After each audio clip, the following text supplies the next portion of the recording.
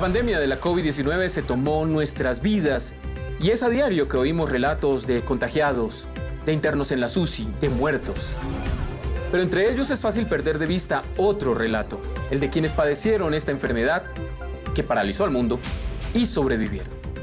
Ese es nuestro tema de esta semana en el Enlace 13 y para eso nuestro enlace es con Karen Franco, oficial de prensa de la Secretaría de la Mujer de Bogotá, así como con Álvaro León, un ginecólogo que le ganó una difícil batalla al coronavirus, y con Mauricio Silva, periodista de El Tiempo.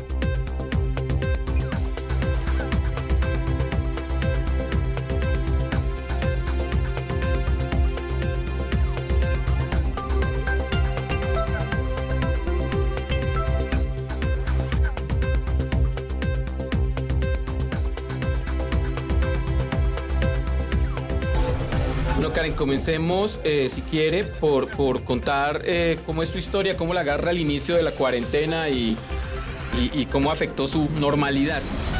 Pues al inicio de la cuarentena, yo realmente fui una de las personas que en el trabajo, yo trabajo con la Alcaldía de Bogotá y fuimos como de los primeros que estuvimos en confinamiento. Yo arranco en mi casa encerrada desde el 16 de marzo.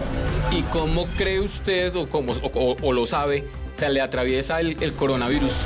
Pues es algo que a través del equipo epidemiológico de la Secretaría de Salud del distrito nunca se puede establecer a ciencia cierta. Yo fui pues de los primeros casos en Bogotá. No es muy claro porque no hay ni familiares míos que hayan tenido el virus, ni tampoco personas allegadas o personas del trabajo con las que compartía en ese momento. Entonces no es muy claro de dónde pudo ser. Comencemos, doctor León, por contarnos un poco cómo llega usted al tema de las acciones frente al virus. Obviamente es por su profesión, pero no era en Bogotá. Desafortunadamente yo atiendo pacientes de consulta externa, urgencia, y pacientes que vienen de Brasil. Como estamos ahí vecinos de Tabatinga, y usted sabe que Brasil fue uno de los focos provenientes de Manaus, donde llegó primero esta contaminación, esta infección, perdón. Sí, señor. Y saber uno quién le pegó, si fue en urgencia, si fue consulta externa, es difícil. Don Mauricio, la primera pregunta es cómo lo agarró el inicio de la cuarentena, qué fue el primer cambio y cuándo empezó a transitar usted estos 4 meses tan raros que hemos transitado todos. Yo tengo más de 4 meses porque en el diario El Tiempo, que es donde yo trabajo, a los que trabajamos en revistas nos enviaron, creo que unos 8 o 10 días antes de que Claudia López arrancara con el simulacro, así que yo creo que le llevo ventaja a la gente como 15 días más de encierro. Yo me imagino que también hay días de esos en que uno dice, bueno, al menos nos agarró en una época donde teníamos comunicación digital, porque hace 15 años, diría casi que 10, no habría podido usted hacer una revista desde la casa. Exacto, pero pues acuérdese cuando los tiempos del apagón de hace tantos años, que a usted le debió alcanzar como a mí, se aprovechaban de otras maneras. Entonces cada época trae sus afugias y cada época trae sus recuerdos. O sea, lo que nos va a pasar ahorita, lo que nos está pasando, será un enorme recuerdo para los jóvenes, decir, uy, yo me acuerdo cuando estábamos confinados y bla, bla, bla, bla. Cuénteme ahora sí, ¿cómo se le atraviesa a usted en el camino el coronavirus? O sea, ¿usted llegó a saber de dónde surgió el contagio? Llegué a saber a medias, porque esto no se sabe con a ciencia cierta. Cuénteme, ¿cómo se entera usted de que tenía COVID-19 y pues, experimentó algún síntoma? ¿Cómo fue ese tema? Pues en ese momento que fue marzo, realmente la información era muy poca, ¿no? Si ahorita es poca, antes sí que realmente era muy poco lo que uno sabía para a ciencia cierta saber que uno tenía COVID. Entonces, lo que a mí me empezó fue un pequeño resfrío, muy pequeño, realmente. Y yo pensé que no tenía importancia, no le di como la importancia, hasta que me empezó a dar fiebre. Entonces, pues, no pensaba que era eso. El médico inclusive me revisó en mi casa, vino un médico domiciliario y me dijo que tenía una pequeña laringitis, me da algo para la garganta y ahí empiezo como a tener una desmejoría constante en mi salud y empiezo a tener más síntomas, empiezo a tener muchísimo más fiebre. Vuelvo a consultar al médico y en ese momento me dicen: usted no está saturando bien, sus pulmones no están oxigenando, entonces tiene que irse para urgencias. En urgencias llego, me revisan con todas las medidas de bioseguridad, entonces me dijeron que me devolviera para la casa, me dieron algo para que se me bajara la fiebre, me dijeron: espere allí, esperemos a ver cómo evoluciona, démosle 48 horas a ver cómo evoluciona la enfermedad, los síntomas, a ver qué más pasa. Pero no alcanzó a durar las 48 horas. Prácticamente al siguiente día sigo con una fiebre tremenda. Ya en ese momento lo que empiezo es con una debilidad en el cuerpo impresionante y la fiebre no baja con nada. En ese momento sí llego a la clínica, pero aún pienso en ese momento que no es COVID. O sea, no pensé que me pasara a mí. ¿Cómo se enteró usted de que padecía COVID-19? Obviamente lo sospechó antes de tener el examen. No, mire, a ver, que yo no tenía síntomas de nada, sino que una mañana me llaman de la clínica a atender una emergencia y la médica de turno me dice: doctor, usted está muy pálido, me da mucha pena. Usted puede ser mi superior, pero saque la historia clínica para atender la urgencia. Pues, ante esa insistencia, yo saqué la historia clínica, llamaron inmediatamente al internista, al de medicina familiar, que son los que encargados del COVID, de la atención de COVID en la clínica. Inmediatamente me atendieron, me vieron la parte clínica y me hicieron un TAC, radiografía y TAC, y el médico me dijo: hermano, tienes los pulmones comprometidos, las bases, en vidrio esmerilado, que es un síntoma. Me dije: pero tú sientes, yo no siento nada. Y yo: no, te quedas hospitalizado. Bueno, si eso es así, y ante la sospecha, yo no voy a poner resistencia ni voy a... Y así fue. Era asintomático completamente. Al día siguiente yo estaba aquí en Bogotá, remitido de Leticia, y cuando llegué, empezaron el oxímetro de pulso, empecé a desaturar, y yo le decía a las enfermeras: pila, estoy desaturando. Y llámeme al médico. El médico llegó, me vio desaturado, cuando de un momento a otro no supe de mí porque ya estaba en coma inducido, intubado. Duré 21 días intubado. Hacemos una pausa en Enlace 13, ya regresamos.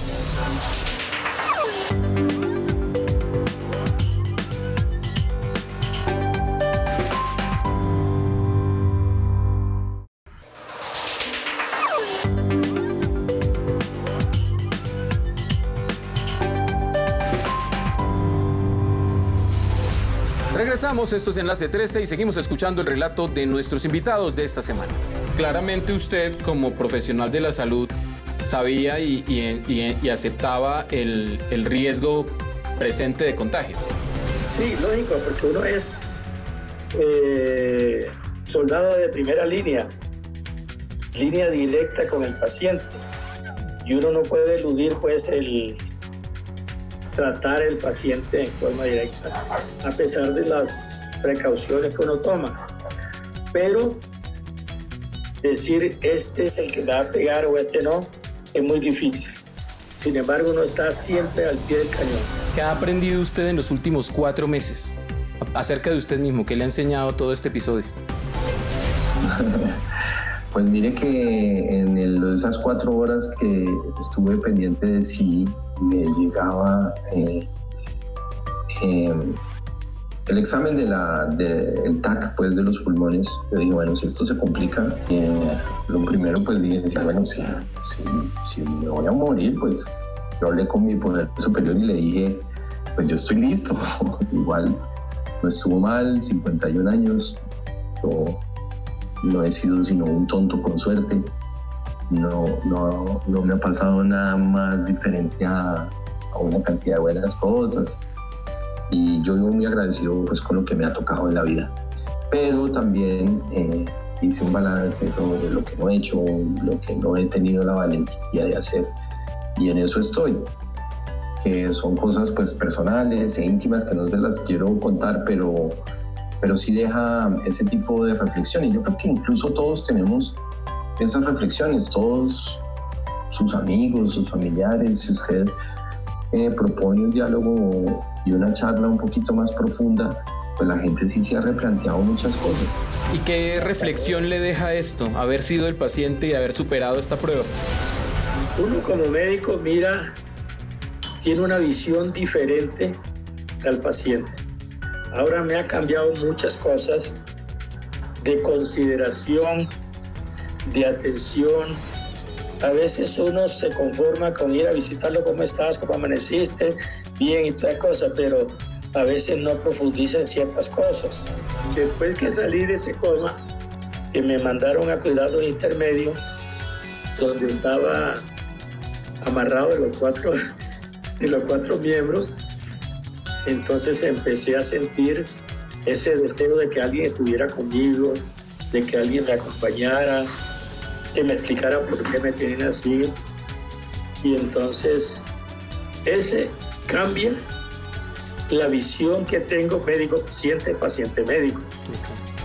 Mientras no tengamos una vacuna para prevenir, la gran mayoría, o por decir algo así, la totalidad de la población se va a contaminar. El problema es qué tan grave va a ser, como en mi caso.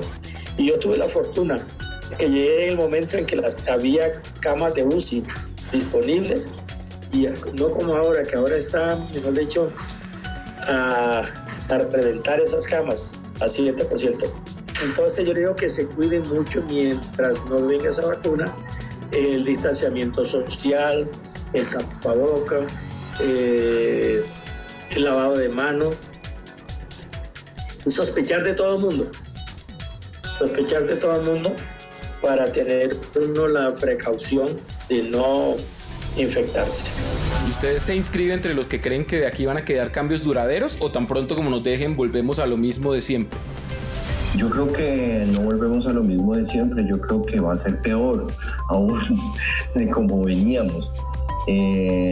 Yo creo haberme descachado, como decimos en Colombia, que es una palabra un poco loca, con una columna diciendo que muy seguramente era una columna gastronómica además, que muy seguramente la humanidad iba a cambiar en sus usos y desusos y en sus usos y abusos con todo este tema de los excesos, del desperdicio, del despilfarro, en fin. Pero lo que estoy viendo, y lo deja ver, digamos, un día como el famoso COVID Friday, que aquí lo llamaron así, que fue el día sin IVA, lo que deja ver es que la humanidad es una demencia, es un gran animal con 1000 cabezas todas del consumo. Entonces, yo no sé por qué se me ha metido en la cabeza que va a ser peor. No, mentira, sí sé por qué, y creo que lo puedo explicar desde ese sentido que tiene hoy la gente de mierda. Yo nunca viajé a Miami, por decir cualquier cosa, o no conozco París, y ahí tengo unos ahorritos y mire, ahora me cogió esto encerrado y nunca lo hice, ahora sí lo voy a hacer. Entonces yo siento que lo que viene en el momento en que aparezca la tal vacuna va a ser un despelote aún mayor, más excesos, más ruido, más consumo, sobre todo más consumo. De la misma manera, hay una parte de la humanidad que va a tener más conciencia. O sea, así son los dos polos. Están, si es que se le pueden llamar, los inconscientes, y otros que los he oído y los he sentido en las redes, de lo que ponen, ¿no? Me he dado cuenta de tal cosa, me he dado cuenta de, vuelvo y hablo desde lo gastronómico, del poder de la cocina, del valor de los alimentos, del valor de las cosas, de cuidar el agua, de una conciencia ecológica. Sé que eso también crece y eso hace parte también de la lección de esto, pero pues creo que es mitad y mitad. Entonces la humanidad pues siempre nos va a sorprender, ¿no? Usted lo sabe bien. Karen, ya para terminar, como persona recuperada, ¿qué mensaje le envía a quienes nos están viendo y a las autoridades frente al momento en el que estamos y lo que nos falta todavía para superar esta prueba? Bueno, pues es muy importante decirle a todas las personas que nos ven en este momento que se cuiden mucho, que sigan las medidas, que se laven las manos, que desinfecten todo lo que puedan, que traten de evitar las aglomeraciones. Si no tienen que salir, por favor, no salgan de su casa, quédense. Yo sé que el encierro es muy difícil, a todos nos da muy duro el encierro, pero de verdad que es una medida para salvar vidas, es una medida para salvar a sus familias, para que ustedes no tengan la incertidumbre y no vean la incertidumbre que sentí yo de pensar si iba a volver a mi casa a verlos o no.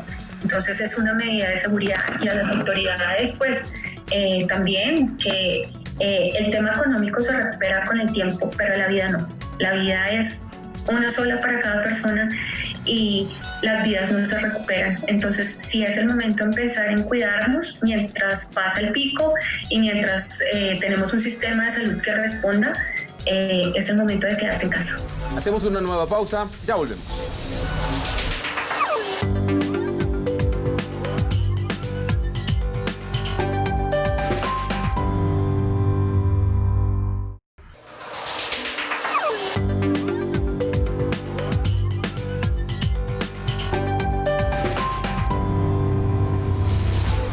Regresamos, esto es Enlace 13 y al cierre un relato de dolor y de resiliencia. Sofía Carrillo es una joven que vio cómo el virus pasaba uno por todos los integrantes de su familia y en su momento de mayor necesidad, ella y su padre vieron el papel decisivo que jugó el apoyo de los suyos. Por eso la acompañan en su enlace su tía Astrid y su prima Natalie. Este es su relato. ¿En qué circunstancias los toma el inicio de la cuarentena? Todos los que me cuentan la historia comparten, como me pasó a mí, la noción de que al comienzo no iba tan en serio, era como un simulacro y luego nos cayó la decisión presidencial. ¿Cómo fue para ustedes? Bueno, primero que todo, nosotros estábamos viviendo en Bogotá, todos juntos. Aquí está mi tía, está mi prima, estábamos con mi papá y con mi hermano, los 5, y súper bien la cuarentena, súper tranquila para nosotros como familia, y resulta que el 21 de mayo nos mudamos para Madrid, Cundinamarca. Ese mismo día, cuando nosotros llegamos acá a Madrid, mi papá resultó con los síntomas. Al principio, pues, por supuesto, nosotros no sabíamos. Para muchos de los que han experimentado el virus, entra como si fuera una gripa normal. Mi papá tenía escalofríos, empieza con tos, con dolor de cabeza, y él empieza a decaer de una manera impresionante. Digamos que duramos una semana en enterarnos que era realmente el virus. Se enferma su papá, ¿y cuánto pasa antes de que alguien más se enferme? Imagínate que, bueno, mi papá se enfermó y a los 2 días yo también caí. ¿Qué pasó conmigo? Que realmente yo me levanté a los 2 días. O sea, yo también tuve los mismos síntomas que él, de dolor en el cuerpo, a mí me dolía la cabeza, tenía tos con dolor en el pecho.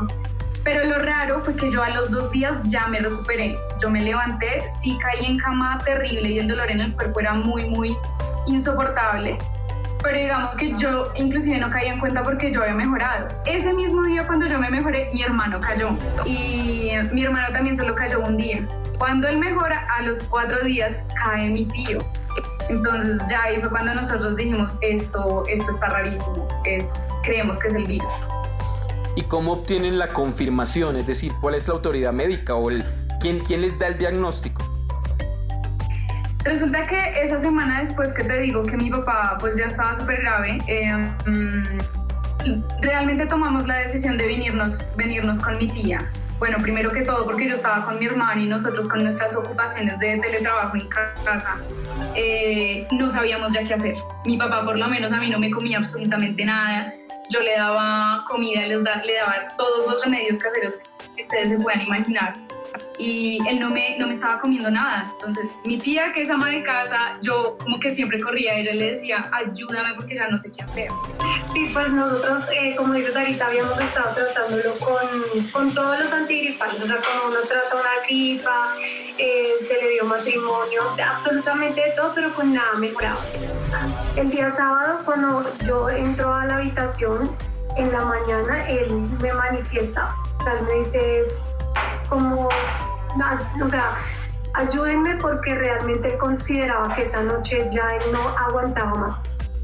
O sea, ese día fue muy, muy desesperante para nosotros porque uno entra como en un colapso entre qué hago, a dónde lo llevo, si es el virus, uno no quiere arriesgar a nadie más.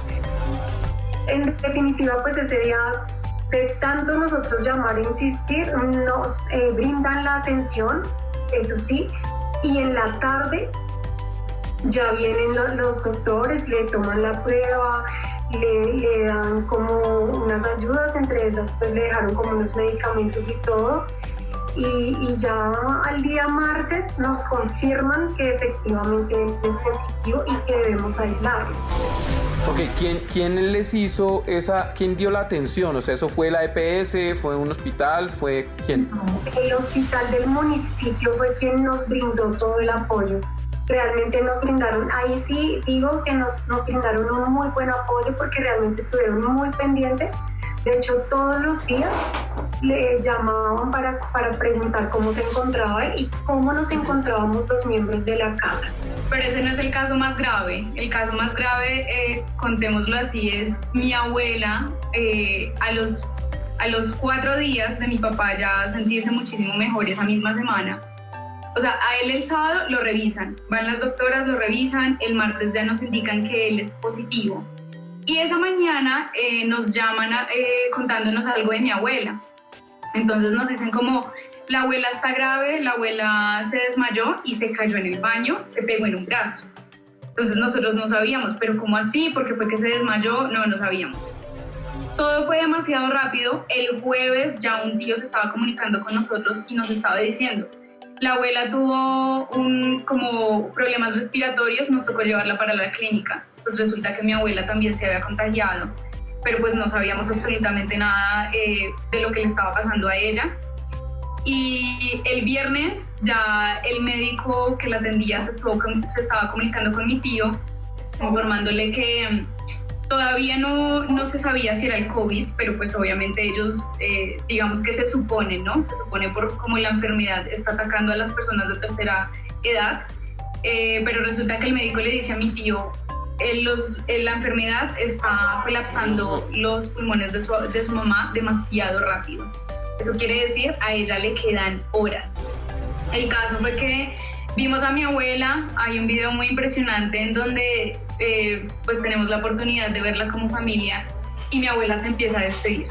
O sea, aquí nosotros estábamos en shock, toda la familia en una videollamada en Zoom alrededor del mundo y mi abuela empieza a hacer así y se empieza a despedir. Entonces, claro, en ese shock todos empezamos a decir, se va a ir. Ella ya sabe que falta poco. Y ese domingo en la mañana ella se murió. Después de semejante prueba, que evidentemente tiene que afectarlo a uno en lo personal y a todos en lo familiar, ¿qué reflexiones les deja haber pasado por esta situación? ¿Qué se aprende de uno mismo o de la familia?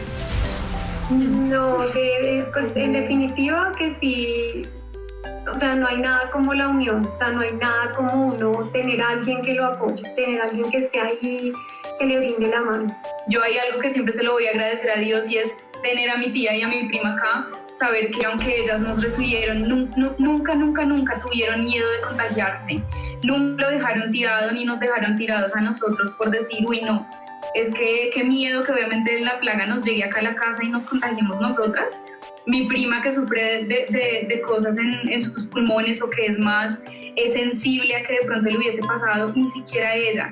Y eso es algo que yo se lo agradezco muchísimo, tanto a ellas como a Dios, de saber que la unidad en familia y la fe y el creer que vamos a salir adelante y que vamos a salir de esta, aún habiendo muerto mi abuela, como familia salimos adelante. Nosotros sabemos que todas las personas que puedan estar pasando por esto mismo en sus hogares van a poder salir adelante. Hay que tener respeto por lo que está pasando afuera, pero tampoco hay que temerle a la enfermedad. Vamos a salir de esto. ¿Qué recomendación les harían ustedes a los ciudadanos que todavía ven esto como lo he visto yo, desde el otro lado de las pantallas, porque leemos al respecto y hablamos al respecto, pero no lo hemos vivido? Entonces, Natalie, ¿usted qué recomendación les haría a las personas? Que al principio nosotros creíamos que eso era una mentira, igual como todos escuchamos en las redes o vemos en noticias o nos dicen, pero cuando de verdad uno lo vive, le tiene más respeto, de verdad, lo que dijo Sarita. Uno le debe tener respeto, pero no miedo. O sea, sí, yo creo que lo más difícil es que le tengamos miedo en vez de como saber combatirlo y saber tener las medidas apropiadas para poder llevar esto y que se vaya disminuyendo los casos. Pero esto no va a pasar si la gente no tiene como ese cuidado de estar en su casa, de verdad, si pueden trabajar en la casa, no salir, si salir, pues tener distanciamiento con la gente y salir los días que deben, y con tapabocas, cuidarse mucho. Ok. Y Astrid, a quien le quiero decir que de verdad aprecio mucho que nos cuenten la historia, pero también admiro mucho lo que hizo, porque en serio se ve ahí una entrega que incluso dentro de muchas familias no es común. ¿Usted qué recomendación le haría a la gente? Prudencia, o sea, realmente es prudencia. Los chicos, sobre todo los jóvenes, son chicos que no creen, o sea, hasta que uno no ve, no cree. A muchos lugares quizás no les va a llegar esta situación, muchos no van a tener que vivir lo que nosotros vivimos, ni siquiera de cerca, pero muchos otros vamos a tener que llevarlo ya por los años que nos restan, en la mente, en el corazón, y como seguir, o sea, las recomendaciones mínimas. No es difícil ponerse un tapabocas, no es difícil no pegarse a la gente en una fila, es algo simple que puede evitar que por lo menos si a uno no le da, como es mi caso, el de mi hija, y si yo llegase pronto a estar contagiada, uno no sabe, contagiar a otro y perjudicar a otra persona, que puede ser, esta enfermedad puede ser letal. Entonces, la prudencia y el respeto por esto es muy importante. Que las historias de esta semana nos den la reflexión final de este episodio. El virus y la enfermedad que causa son enemigos invisibles y la primera línea de defensa es la prevención. Cuídese, cuide a los suyos y asumiendo prácticas elementales como el uso del tapabocas o el distanciamiento social, ayúdenos a cuidarnos a todos. Yo soy Wilson Vega, gracias por estar en otra edición de Enlace 13 y hasta la próxima.